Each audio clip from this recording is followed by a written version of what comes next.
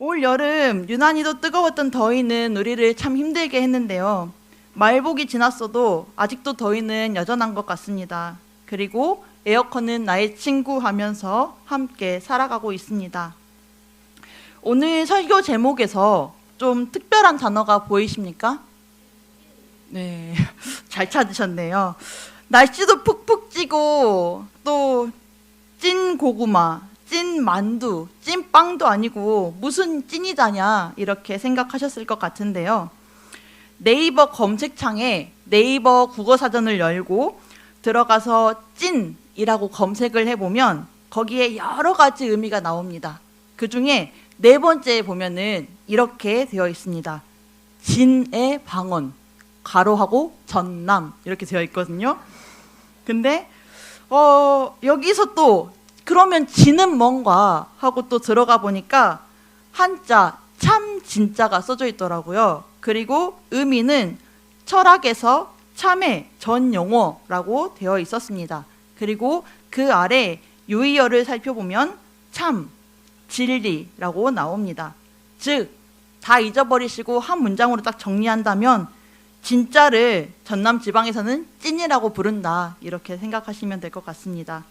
그런데 우리가 더 잘 알고 있는 찐이 또 있죠. 머릿속에서 지금 떠오르지만 말로는 표현하지 못하지만 제가 설명하겠습니다. 바로 영탁이라는 트로트 가수가 부른 찐이야입니다. 저도 이번에 처음부터 끝까지 들어봤는데요. 다른 부분은 몰라도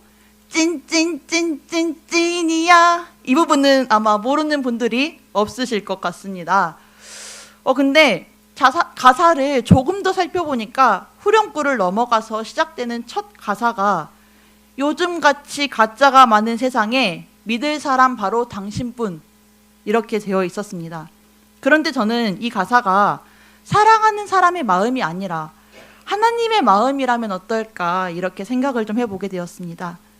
이 세상에서 하나님께서 믿을 수 있는 사람이 딱 한 명뿐이라면 너무 슬픈 일이고 그런 일은 없겠지만 그래도 딱 한 사람 선택해서 그래도 너는 내가 믿을 수 있는 사람이야 이렇게 말을 해주신다고 할 때 이왕이면 나한테 해주시면 참 행복할 것 같지 않습니까? 이번 설교를 로마서로 정하고 보니 이번 주일 대예배 설교도 로마서, 지난주 새벽부터 또 설교도 로마서, 다른 본문을 정해볼까 하다가 제 생각이 들어가는 것 같아서 순종하는 마음으로 서기로 했습니다.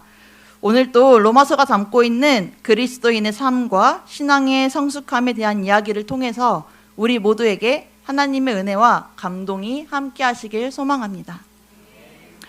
사람에게 있어서 소중한 것이 있다면 바로 목숨, 생명입니다.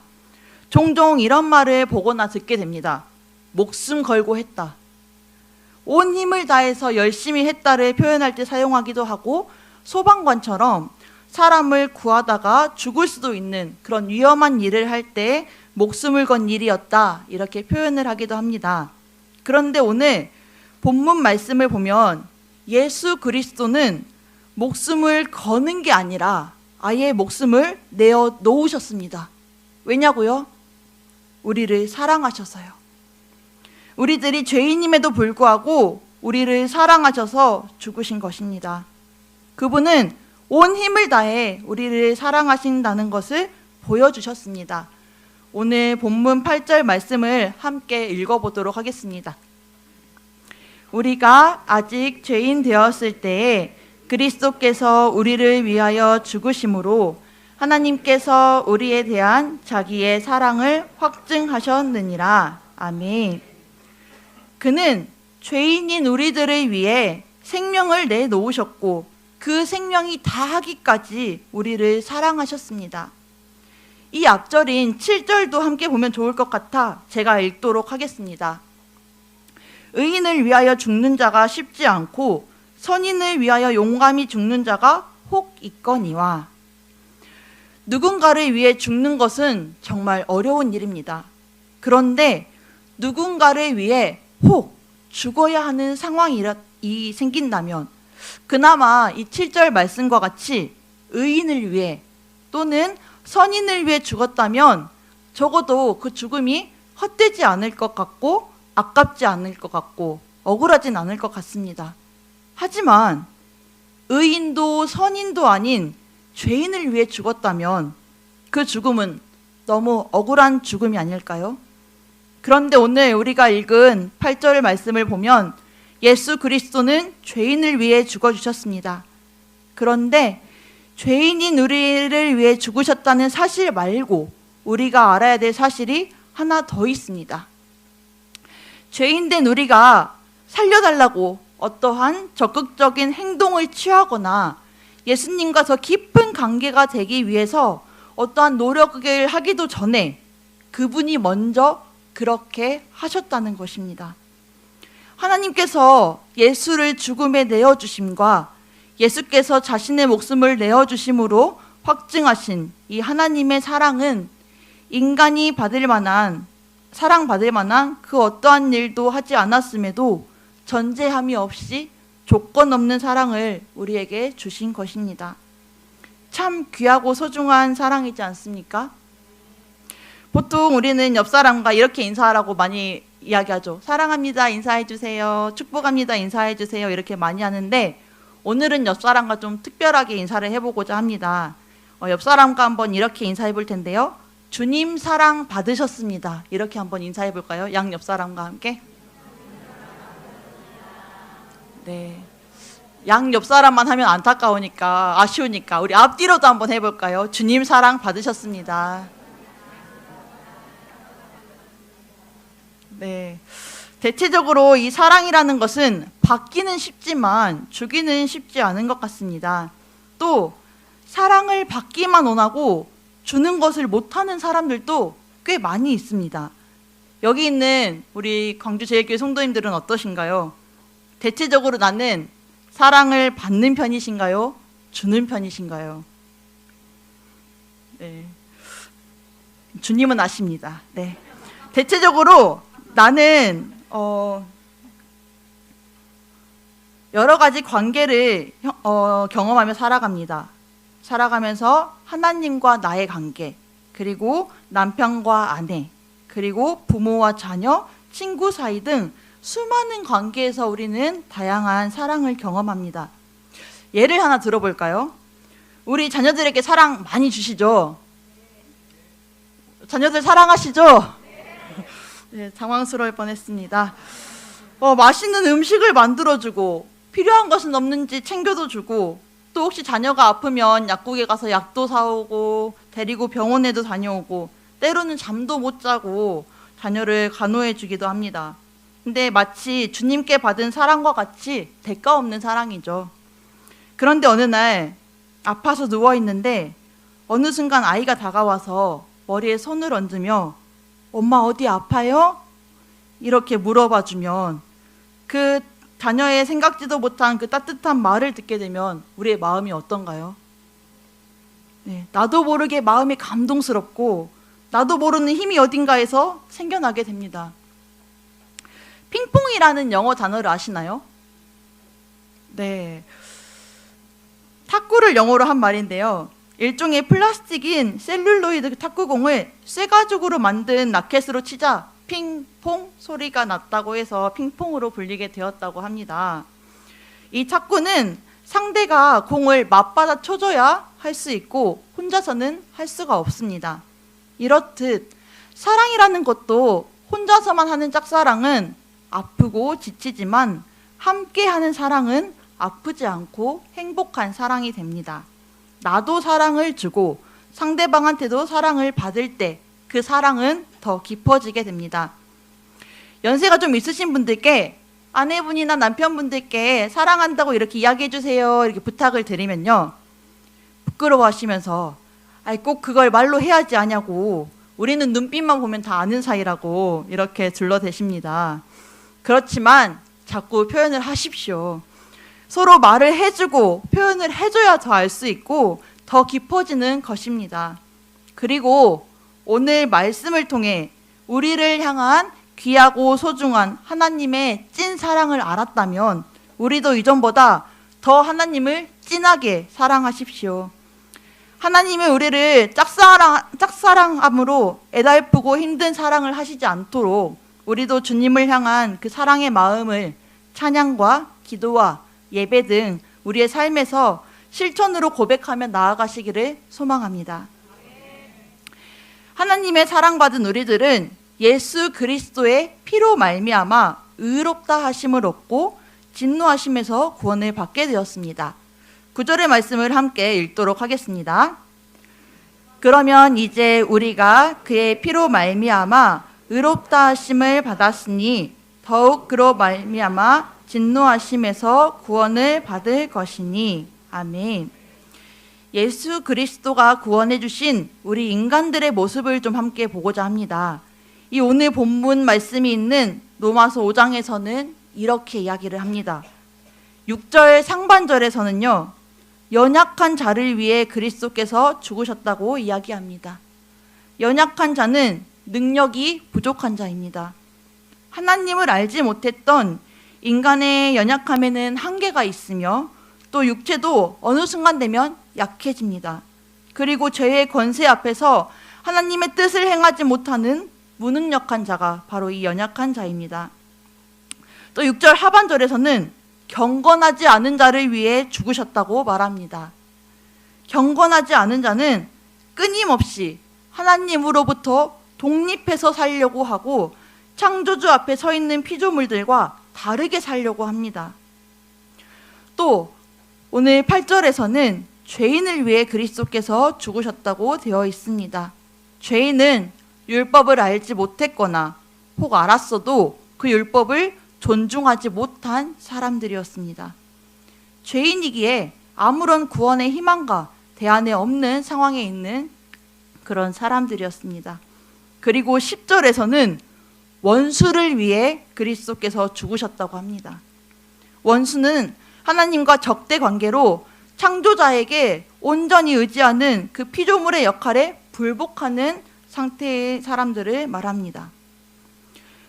연약한 자, 경건하지 않은 자, 죄인, 원수, 이 단어들은 모두 하나님의 은혜로 의롭게 되기 이전의 사람들을 가리키는 것입니다. 여기 있는 우리도 하나님을 알기 전에는 나의 한계에 매일 넘어지는 연약한 자였습니다. 자꾸만 하나님의 뜻보다는 내 뜻대로 살려고 하는 경건하지 못한 자였습니다. 예수님을 믿는다고 사랑한다고 고백하면서도 입술로만 할 뿐 내 모습은 주님을 알지 못하는 사람들과 다를 바 없이 똑같이 살아가는 죄인이었습니다. 그리고 때로는 하나님께 원망 불평하는 원수였습니다.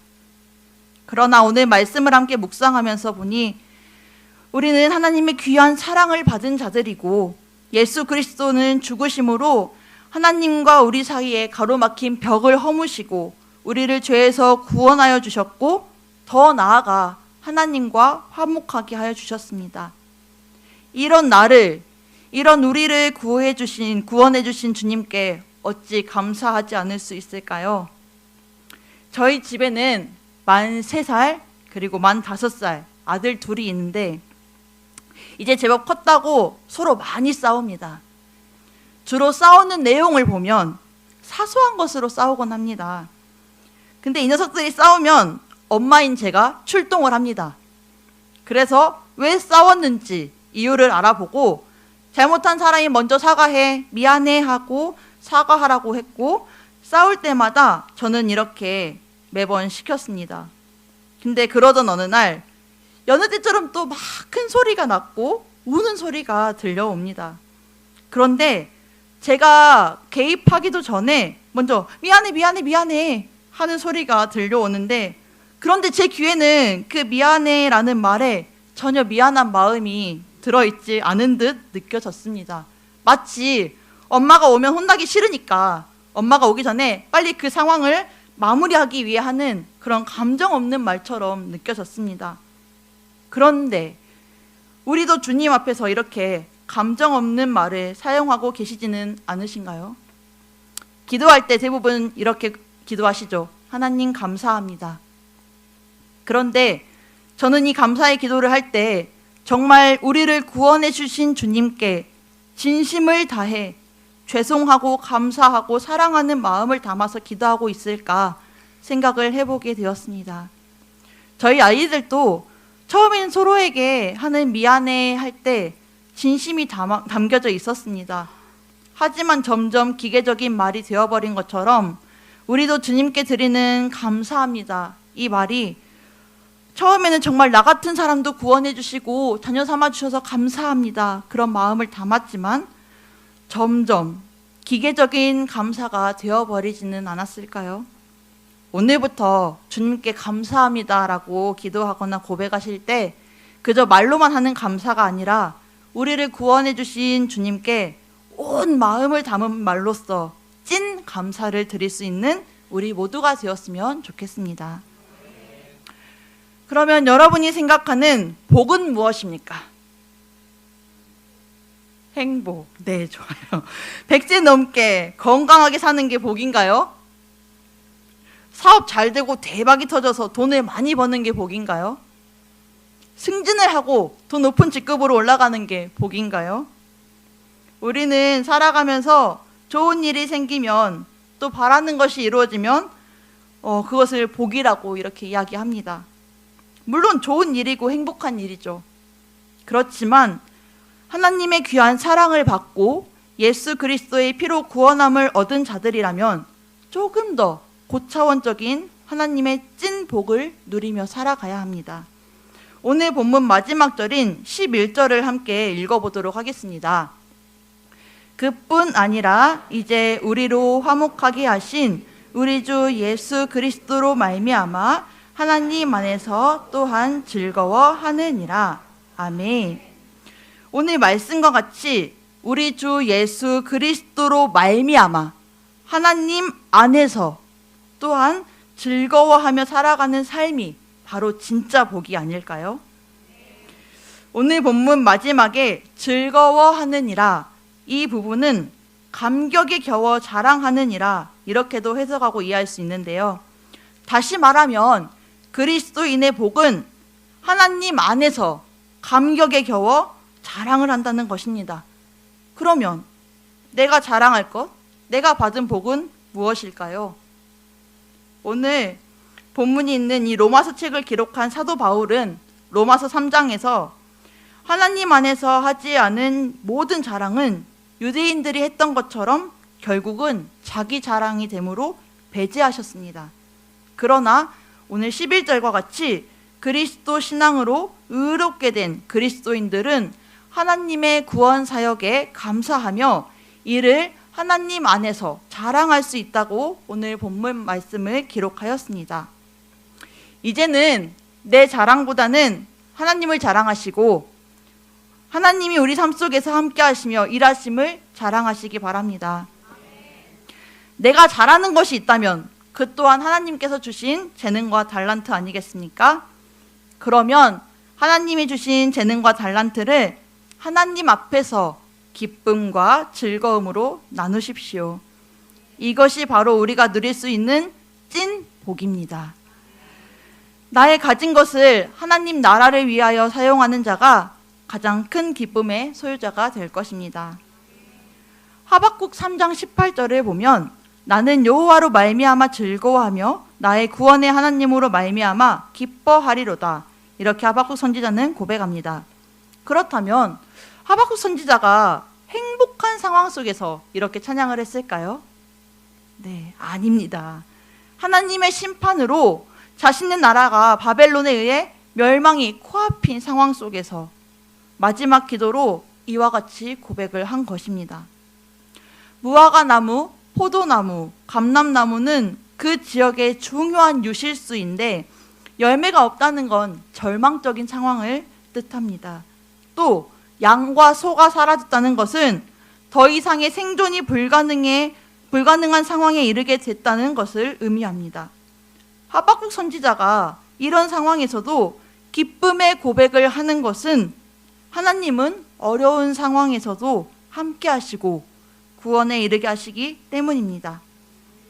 우리도 어떠한 상황에서든지 우리를 사랑하여 주신 그 주님의 사랑과 구원에 감사하며 하나님 안에서 즐거워하며 하나님을 자랑하는 자가 모두 되시기를 바랍니다.